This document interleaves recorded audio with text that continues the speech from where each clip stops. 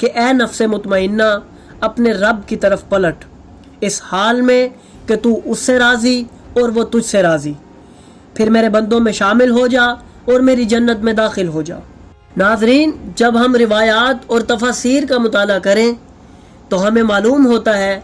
कि इस आयत के मिस्दाक इमाम हुसैन अलैहिस्सलाम है, और जब हम इरफानी कुतब का मुताला करें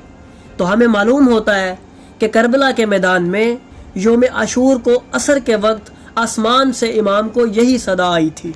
नाज़रीन, करबला का वाक़या सिर्फ मुसलमानों तक महदूद नहीं है,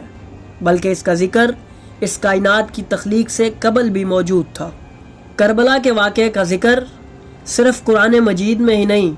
बल्कि दूसरी आसमानी किताबों और दीगर सहीफ़ों में भी मौजूद है। खा वो सामी अदियान हो या गैर सामी, तमाम मज़ाहिब की किताबों के अंदर करबला